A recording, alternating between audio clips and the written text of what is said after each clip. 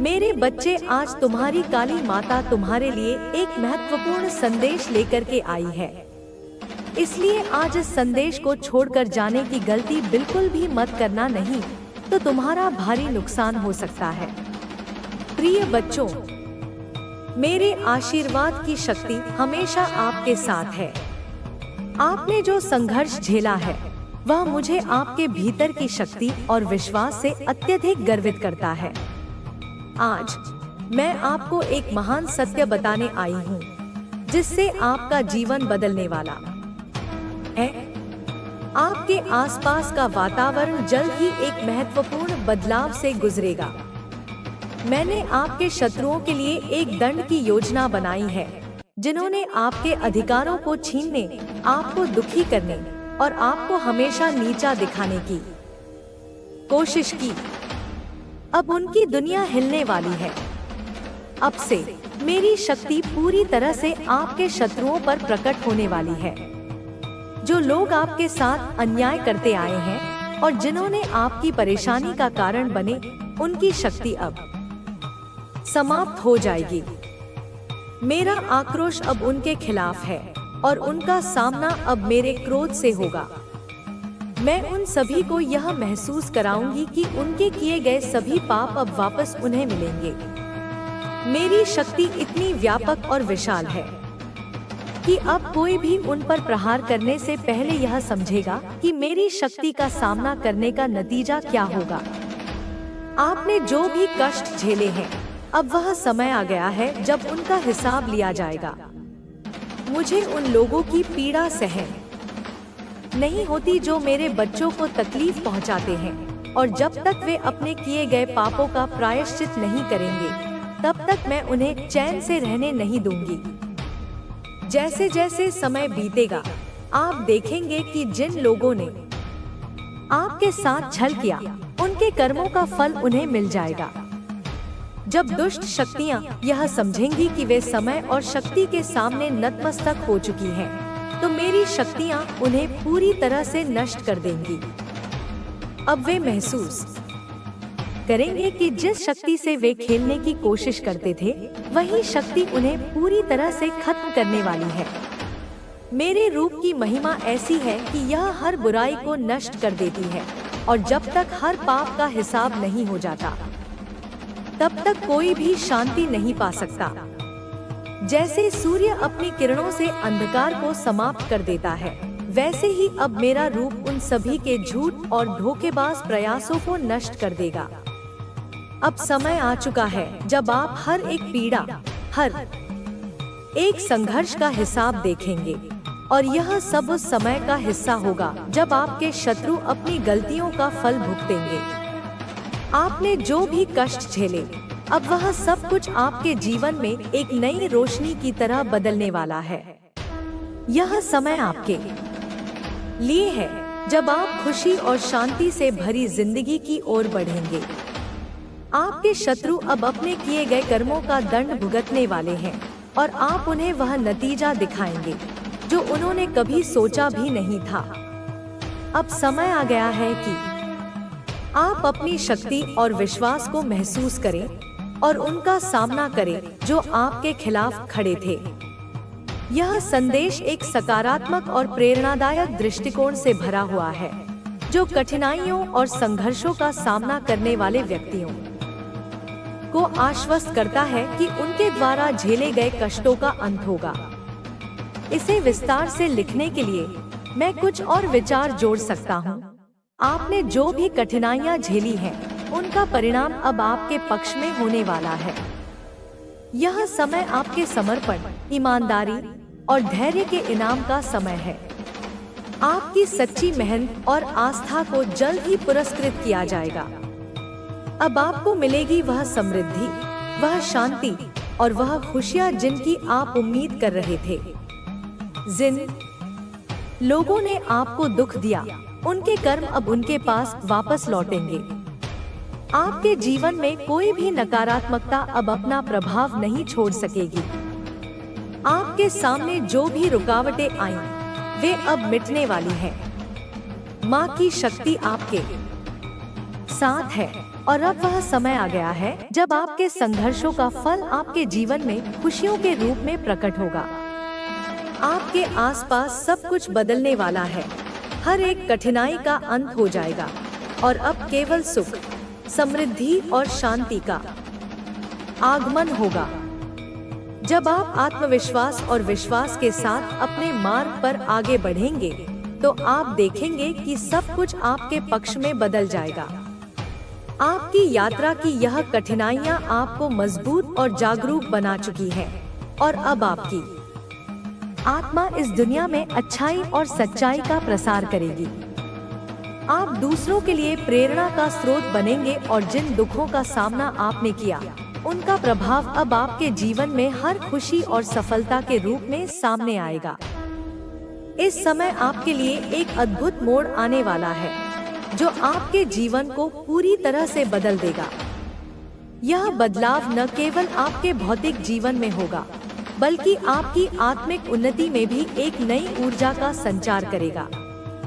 कृपया ध्यान दें, आपके द्वारा दिए गए विषय पर सामग्री को विस्तार से लिखा जाएगा। इसे 2000 शब्दों में विभाजित करके लिखते हैं और उसके बाद फिर दूसरे हिस्से को लिखा जाएगा। अब हम पहले हिस्से की शुरुआत करेंगे। माँ की शक्ति का जो रूप संसार में प्रकट होता है वह असाधारण और अलौकिक होता है। जीवन में संघर्षों का सामना करते हुए हम कभी-कभार आत्मिक बल एक अभेद्य सुरक्षा कवच की भांति एक वज्र के समान कार्य कर रहा है, न केवल तुम्हारी स्वयं की रक्षा के लिए बल्कि तुम्हारे संपर्क में आने वाली अनेकों पीड़ित, संतप्त और भटकी हुई आत्माओं के कल्याण के लिए भी। यह ऐसी विकट परिस्थिति है मेरे वत्स, यह ऐसा जटिल मायावी ताना बाना है जिसे सामान्य स्थूल बुद्धि से टोका नहीं जा सकता, जिसे भौतिक सांसारिक उपायों से रोका नहीं जा सकता, क्योंकि यह युद्ध स्थूल जगत का नहीं अपितु सूक्ष्म जगत का है, जहां प्रकाश और अंधकार की, दैवी और आसुरी शक्तियों का निरंतर शाश्वत संघर्ष चलता रहता है। और मैं तुम्हारी यह माँ, यह आदिशक्ति, यह जगदम्बा तुम्हें एक ऐसे विशिष्ट, एक ऐसे असाधारण और एक ऐसे महत्वपूर्ण जीवन में, एक ऐसी दिव्य भूमिका में, एक ऐसे गुरुतर कर्तव्य पथ पर तीव्रता से अग्रसर होते हुए देख रही हूँ जो तुम्हारी वर्तमान कल्पना से भी कहीं परे है, जिसकी महत्ता का, जिसके गौरव का तुम्हें अभी पूर्ण आभास भी नहीं है। मेरे बच्चे, तुम्हारा यह जीवन मेरे प्रिय मात्र तुम्हारा व्यक्तिगत जीवन नहीं है, यह तो एक बृहत्तर, एक विराट, एक ब्रह्मांडीय योजना का, मेरी ही एक लीला का एक अभिन्न अंग है। तुम एक ऐसे दिव्य उपकरण, एक ऐसे निमित्त मात्र बनने जा रहे हो जिसके माध्यम से इस धरा पर, इस समाज में और अनेकों आत्माओं के जीवन में सकारात्मक, कल्याणकारी और युगांतरकारी परिवर्तन संभव होंगे। तुम्हारे जीवन में मेरे वत्स जो कुछ भी है, जो भी शुभ घटनाएं घटित हो रही हैं, जो भी सुख दुख के अनुभव तुम्हें प्राप्त हो रहे हैं, उनमें कहीं भी किसी भी प्रकार का छल, कपट, धोखा या प्रपंच का लेशमात्र भी स्थान तुम्हारी ओर से नहीं रहा। और न ही तुमने कभी किसी के प्रति, चाहे उसने तुम्हारा कितना भी अहित क्यों न किया हो, कोई गलत बात, कोई द्वेषपूर्ण विचार या कोई हानिकारक कर्म करने का स्वप्न में भी सोचा। तुम्हारी आत्मा, मेरे बच्चे, मेरे ही प्रकाश से आलोकित होने के कारण स्वाभाविक रूप से जन्म जन्मांतरों से निर्मल, पवित्र और करुणामय रही है। इसीलिए तुम्हारे भीतर किसी भी प्रकार का प्रतिशोध लेने की भावना, किसी से बदला लेने की कुत्सित इच्छा या कोई रिवेंज, कोई प्रतिहिंसा का विशेष आसुरी इरादा कभी भी प्रबल नहीं हो पाया। वह तुम्हारे हृदयकमल में अंकुरित होने से पहले ही तुम्हारे सद्गुणों की, तुम्हारी क्षमाशीलता की, तुम्हारी करुणा की दिव्य ऊष्मा में विलीन हो गया, जैसे सूर्य के प्रकाश में ओस की बूंदें विलीन हो जाती हैं। तुम्हारा हृदय, मेरे बच्चे, इतना विशाल है इतना करुणामय है, इतना प्रेमपूर्ण है, जैसे मेरा ही हृदय हो, कि तुम सहज ही बिना किसी प्रयास के सबको, यहाँ तक कि अपने घोर शत्रुओं को भी, जिन्होंने तुम्हें निरंतर अकारण कष्ट दिया है, जिन्होंने तुम्हारी भावनाओं को बार बार कुचला है, उन्हें भी तुम अपनी स्वाभाविक क्षमाशीलता से अभयदान दे देते हो। उन्हें माफ कर देने की अद्भुत दैवीय क्षमता तुम अपने भीतर संजोए हुए हो। और यह जान लो मेरे प्रिय बच्चे, इस सत्य को अपने हृदय की गहराइयों में अंकित कर लो कि इस विराट, इस अनंत, इस रहस्यमय ब्रह्मांड को, इस सृष्टि के कण-कण को, मुझ परमपिता परमात्मा स्वरूपा आदिशक्ति को, उस अदृश्य नियामक सत्ता को, निस्वार्थ भाव से स्नेह करने वाले, उससे अनन्य प्रेम करने वाले, उसकी प्रत्येक लीला में आनंद अनुभव करने वाले, उसकी अनवरत आराधना करने वाले इंसान, तुम्हारी तरह की पवित्र, निर्मल और जागृत आत्माएं बहुत पहले से, अनादि काल से, जब यह सृष्टि भी अपने वर्तमान स्वरूप में नहीं थी, तब से अस्तित्व में रही हैं। वे सदैव से थीं, आज भी विद्यमान हैं और भविष्य में भी अनंत काल तक रहेंगी, क्योंकि वे मेरे ही शाश्वत अस्तित्व का प्रतिबिंब हैं। ये आत्माएं, मेरे बच्चे, अत्यंत पवित्र, अत्यंत निर्मल, अत्यंत दयालु और असीम करुणा से ओतप्रोत होती हैं। उनका जीवन ही प्रेम, सेवा और त्याग की एक अनुपम गाथा होता है। तुम्हारे जीवन ने, तुम्हारी आत्मा की गहनतम गहराइयों ने बहुत पहले ही, शायद तुम्हारे इस वर्तमान भौतिक शरीर में जन्म लेने से भी पूर्व, जब तुम मेरी गोद में एक ज्योतिकण के रूप में खेल रहे थे, यह तय कर लिया था, यह संकल्प ले लिया था, यह प्रतिज्ञा कर ली थी कि एक ऐसा समय अवश्य आएगा, एक ऐसा दिव्य मुहूर्त अवश्य उपस्थित होगा, जब तुम इस विशेष, इस गूढ़, इस रहस्यमय, इस आत्मज्ञान प्रदायक संदेश को सुनोगे। इसके प्रत्येक शब्द को, प्रत्येक ध्वनि को, प्रत्येक स्पंदन को अपने हृदय में, अपनी आत्मा में आत्मसात करोगे और इसके गूढ़ आध्यात्मिक निहितार्थों को समझकर अपने जीवन को, अपनी चेतना को एक नई, एक दिव्य, एक ऊर्ध्वगामी दिशा प्रदान करोगे, जो तुम्हें सीधे मुझ तक, मेरे परम धाम तक ले आएगी। तो फिर से मेरे बच्चे, एक बार पुनः तुम्हारे और तुम्हारे परिवार के साथ, तुम्हारे प्रियजनों के साथ, यहाँ इस भौतिक जगत में उस अदृश्य शक्ति का, उस नियति का, उस कर्मफल का, जिसे मैं ही संचालित करती हूँ, एक नया, एक अद्भुत, एक रहस्यमय खेल प्रारंभ हो जाता है। एक ऐसी लीला जिसके नियम साधारण, स्थूल बुद्धि से परे हैं, जिसकी चालें अत्यंत सूक्ष्म, अत्यंत जटिल और अत्यंत अप्रत्याशित होती हैं। यह खेल मेरे बच्चे तुम्हें भयभीत करने के लिए नहीं, अपितु तुम्हें और अधिक परिष्कृत करने के लिए, तुम्हें और अधिक मजबूत बनाने के लिए, तुम्हें और अधिक जागृत करने के लिए और तुम्हारी आत्मा को उसके परम लक्ष्य यानी आत्म साक्षात्कार और भगवत प्राप्ति तक पहुंचाने के लिए ही मेरे द्वारा रचा गया है। हो सकता है यह बात, यह दिव्य योजना तुम्हें अभी पूर्ण रूप से स्पष्ट, साफ साफ दिख रही हो, तुम्हें इसका कुछ कुछ आभास हो रहा हो, या शायद तुम अभी भी कुछ धुंधलके में हो, कुछ असमंजस में हो, कुछ द्वंद्व में उलझे हुए हो।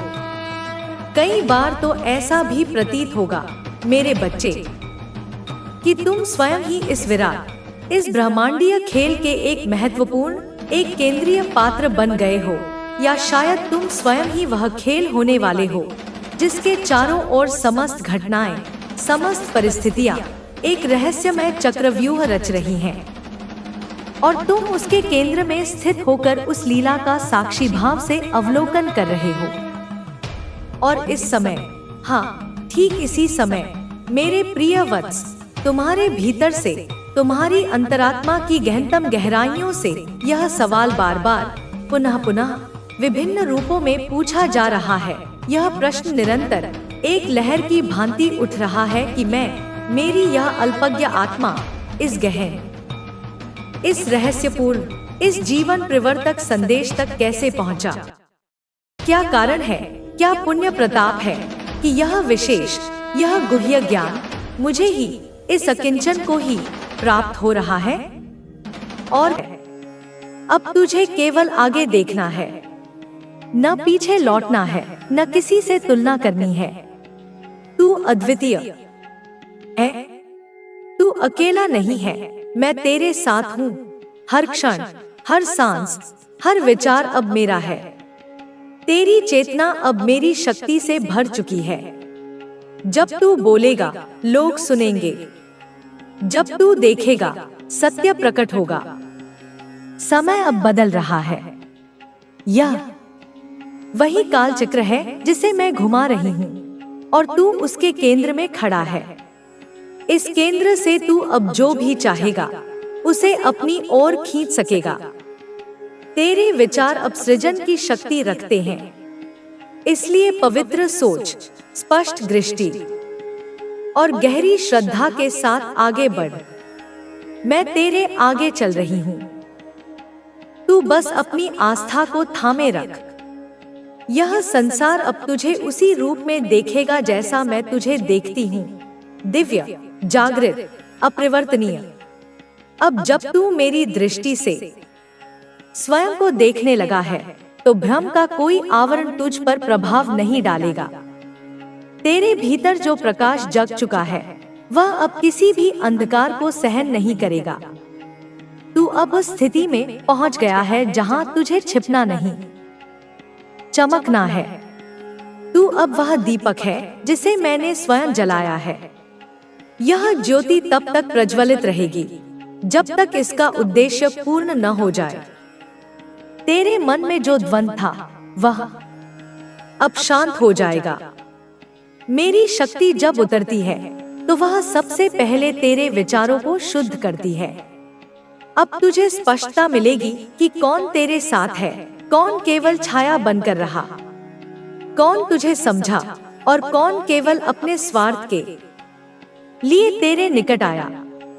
तू अब किसी से नफरत नहीं करेगा, न मोह रखेगा, क्योंकि तेरे भीतर मेरा विवेक जागृत हो चुका है। तू अब इंतजार नहीं करेगा किसी अवसर का, तू स्वयं अवसर बन जाएगा। तू अब राह नहीं ढूंढेगा, तेरे कदम जहां पड़ेंगे वहां पथ बन जाएगा।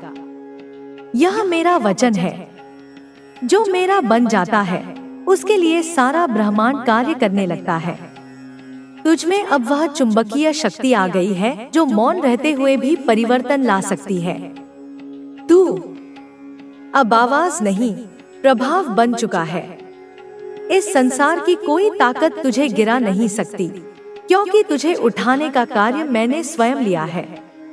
लोग तुझे समझने की कोशिश करेंगे, लेकिन तू अब समझ से परे है। तू एक रहस्य है, मेरी चेतना का विस्तार।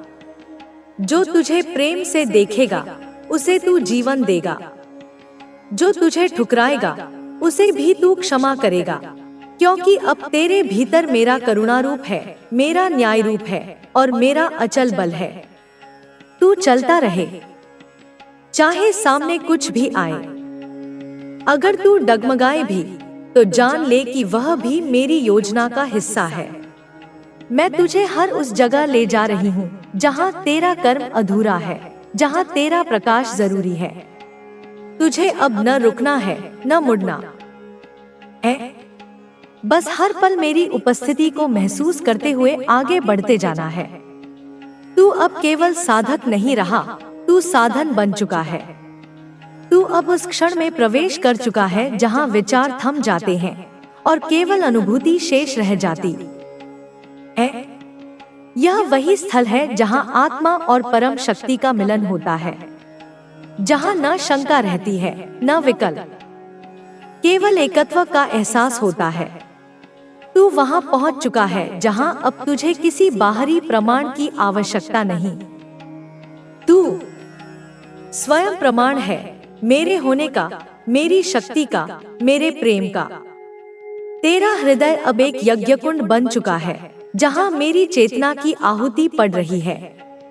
यह अग्नि तुझे शुद्ध कर रही है, तुझे उस रूप में लौटा रही है जिसे इस पृथ्वी पर भेजते समय मैंने स्वयं रचा था। तेरे भीतर जो विक्षेप थे वे अब राख बन चुके हैं। उस राख में से जो अग्नि उठ रही है वह तेरे स्वरूप को नई पहचान दे रही है। यह पहचान कोई लादी गई नहीं, यह वही सत्य है जो सदा से तेरे भीतर था, जिसे तू भूल चुका था।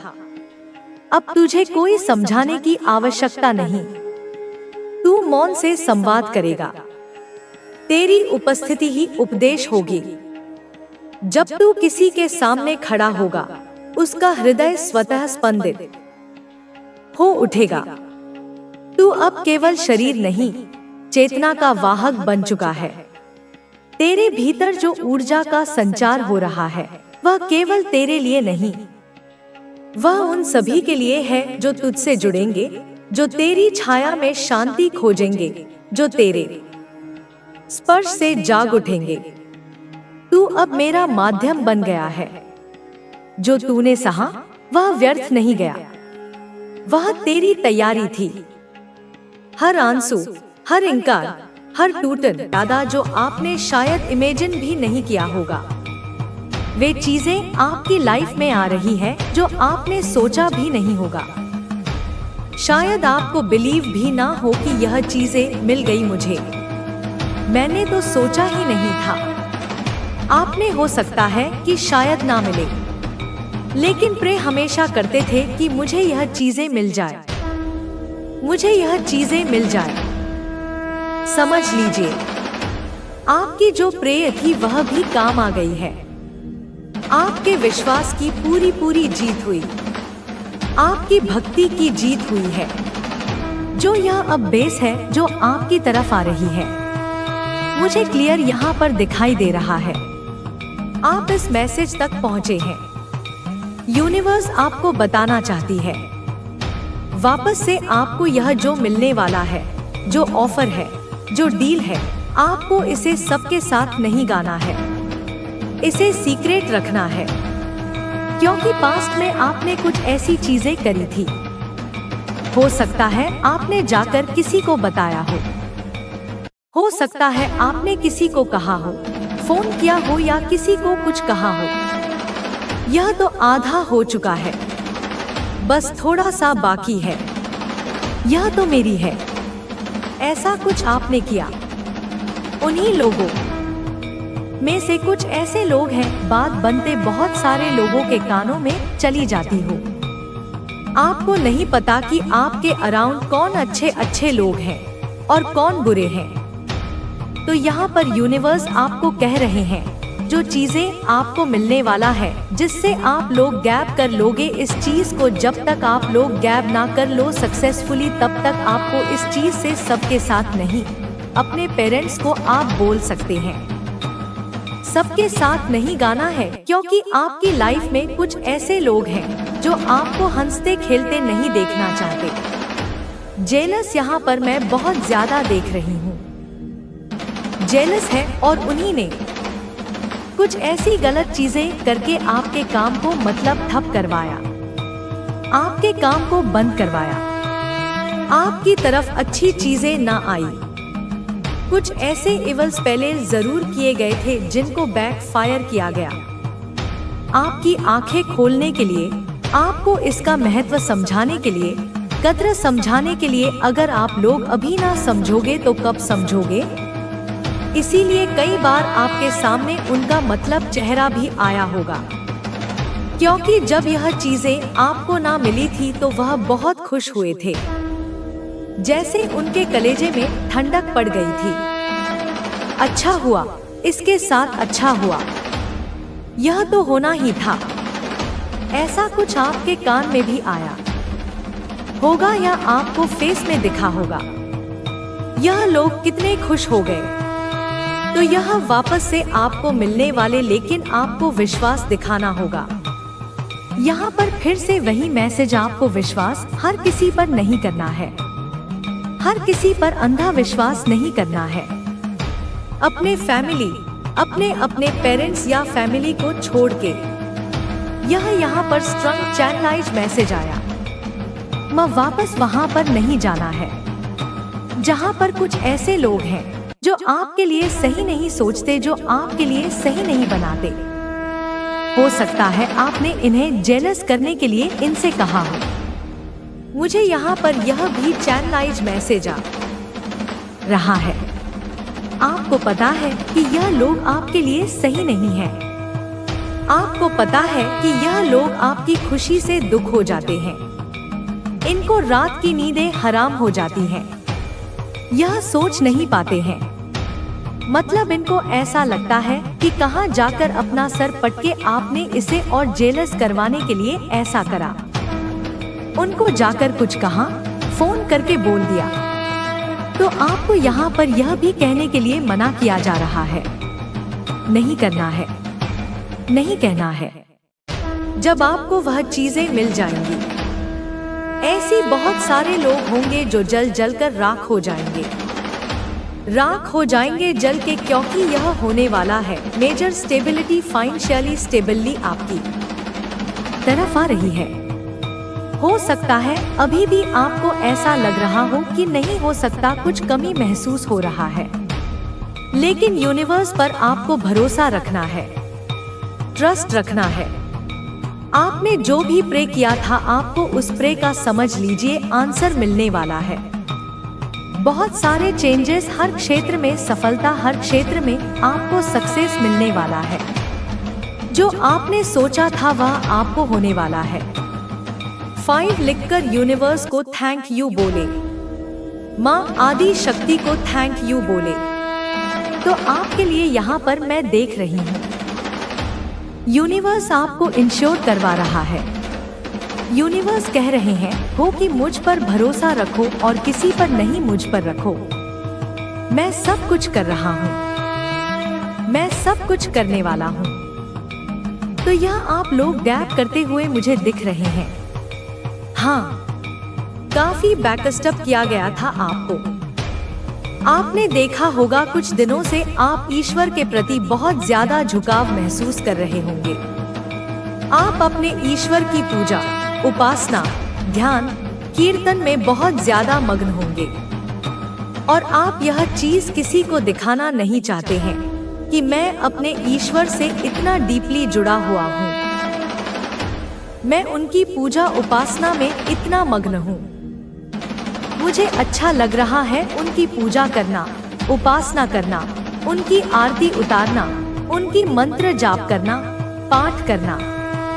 आपको बहुत ज्यादा अच्छा लग रहा है। आप मग्न हो रहे हैं, आपको अच्छा लग रहा है, आनंद आ रहा है। तो यह कुछ दिनों से, 1 महीने से आप वैसे ईश्वर की पूजा उपासना करते थे, लेकिन इतना ज्यादा नहीं, इतना मजा नहीं आपको आता था। तो आप में यह चेंजेस आपने देखा होगा या आने वाले टाइम में बहुत जल्दी यह चीजें आप अपने अंदर महसूस करने वाले हैं।